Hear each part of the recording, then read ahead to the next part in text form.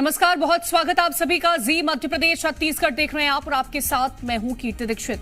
राज्य मंत्री गौतम टेटवाल ने आरक्षण को लेकर कांग्रेस पर निशाना साधा। उन्होंने कहा कि कांग्रेस ने देश को गुलामी दी, हमने तो समानता मांगी थी, शिक्षा मांगी थी, उन सब की जगह हमें आरक्षण की गुलामी दे दी।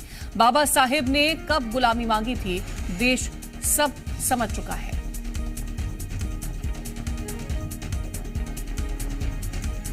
ये जो गोल्ड मेडल का ढेर लग रहा है, ये शिक्षा के क्षेत्र में ढेर लग रहा है। ये आईएएस आईपीएस जो निकल के जा रहे हैं, ये उद्योगपति निकल के जा रहे हैं, ये आरक्षित वर्ग के लोग भी हैं हर जगह। अब हमारे यहाँ भी उधम सिंह ऐसा नहीं है, हमारे यहाँ भी चेला वाल्मीकि, हमने भी इस देश को बनाने में कासगंज की धरती पर और मंगल पांडे के साथ हमने भी बलिदान दिया था। हमारे यहाँ भी जलकारी भाई है। ये सब कांग्रेस ने कहाँ बताया?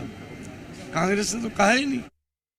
और ज्यादा जानकारी के साथ संवाददाता आकाश द्विवेदी जुड़ गए हैं। आकाश, राज्य मंत्री गौतम टेटवाल आरक्षण को लेकर के यहां पर बिफर गए हैं और आरक्षण को लेकर के कांग्रेस पर निशाना साधते नजर आए। देखिए, दरअसल गौतम टेटवाल ने दबी जुबान में आर्थिक आधार पर आरक्षण का समर्थन कर दिया है। मोहन सरकार में दलित कैबिनेट मंत्री टेटवाल ने ये साफ कह दिया है कि आरक्षण अनुसूचित जाति वर्ग के लिए गुलामी की तरह है। अनुसूचित जाति वर्ग ने शिक्षा। आकाश, में लौटूंगी आपके पास। जेपी धनोपिया जी हमारे साथ जुड़ गए हैं, बहुत स्वागत है जेपी धनोपिया जी आपका। जेपी धनोपिया जी, आप पर आरोप लगा रहे हैं राज्य मंत्री गौतम टेटवाल। उन्होंने कहा कि हमने तो शिक्षा में समानता मांगी थी, लेकिन कांग्रेस ने आरक्षण की गुलामी दी है। राज्य इस बात का है, जब ये आरक्षण शुरू हुआ है तो शायद गौतम टेटवाल जी का जन्म भी नहीं हुआ होगा। इस देश के अंदर एससी वर्ग के लिए जिस तरह संविधान में जो आरक्षण का प्रावधान रखा गया, उसी की बात है कि आज गौतम टेटवाल जी यहाँ पर मंत्री के रूप में आपको दिख रहे हैं सामने। वरना पता ही नहीं होता कहाँ पर बैठे हैं, किस कोने पड़े हैं, चौपड़ी पड़े हैं, कुछ भी आइडिया नहीं होता। आज इस बात का सम्मान करना चाहिए, भगवान को धन्यवाद देना चाहिए, बाबा साहब अम्बेडकर साहब को धन्यवाद देना चाहिए, संविधान में जो प्रावधान उनको देना चाहिए और कांग्रेस पार्टी को देना चाहिए। बजाय इस तरह की आलोचना करने की, अगर साहस है तो ये अपनी रिजर्व वाली सीट से छोड़ के इस्तीफा देके कि सामान्य जगह से लड़ा करें तो समझ में जाएगा। इनके परिवार ने, इनके बच्चों ने नौकरियों में, सेवाओं में हर जगह आरक्षण दिया है, तो आरक्षण के लिए इंसाफ हो गया। यहाँ तक बढ़ के आ गए, इससे बातें आ गई है। ऐसे लोग हैं, ये माहौल को बिगाड़ने के लिए, जनता को गुमराह करने के लिए इस तरह बातें करते हैं। मैं इनकी खड़ी निंदा करता हूँ। ठीक है। और जेपी धनोपिया जी, लेकिन ये भी कहा कि बाबा साहेब ने कब गुलामी मांगी थी। अब देश आपको समझ चुका है कि आपने जो पूरा देश है उसको गुलामी की जो जंजीरें हैं उसमें जकड़ने का काम किया था, ये भी आरोप लगा रहे हैं। मैंने वही तो कह रहा हूँ, उन्हें समझ नहीं आ रहा है वो बोल क्या रहे हैं। आरोप किस बात के लगा रहे हैं? कौन सी गुलामी इनको हो गई भाई? कहाँ की गुलामी हो गई? आज ये जो लोग बिल्कुल इधर उधर पड़े रहते थे, आज मंत्री जैसे पद तक पहुंच गए आरक्षण की वजह से, ये गुलामी हो गई क्या? कम से कम इनको इस बात को सोचना चाहिए। इनके परिवार के लोग पढ़ रहे हैं, लिख रहे हैं, स्कॉलरशिप मिल रही है, नौकरियों में प्राथमिकता मिल रही है।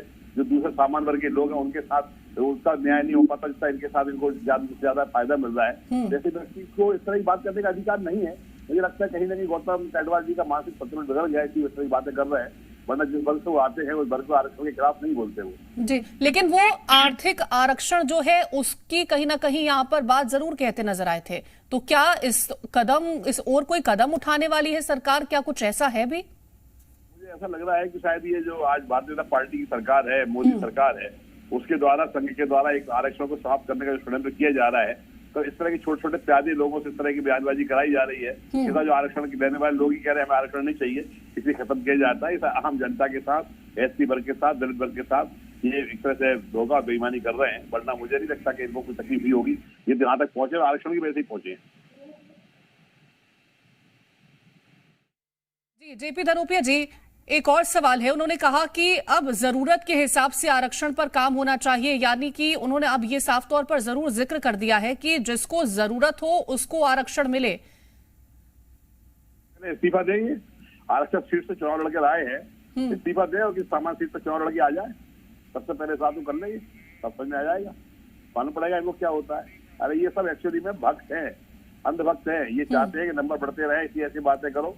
ये हिडन एजेंडा जो है, आरएसएस का जो एजेंडा है, एससी एसटी वर्ग के आरक्षण समाप्त करने का जो एजेंडा है, उसमें ये प्यादे और मोहरे के रूप में काम करने वाले व्यक्ति हैं। ठीक है, मैं इस पर रिएक्शन ले लेती हुई हितेश वाजपेयी जी हमारे साथ जुड़ गए। बहुत स्वागत है हितेश जी आपका। हितेश जी, ये जो बयान अभी निकल के सामने आया है गौतम टेटवाल जी का आरक्षण को लेकर के, वो उनका कहना है कि कांग्रेस ने आरक्षण की जो बेड़ियां थी उसमें देश को जकड़ दिया है, हमने समानता मांगी थी और ये भी कहा है कि जो अब आरक्षण होना चाहिए वह जरूरत के हिसाब से होना चाहिए।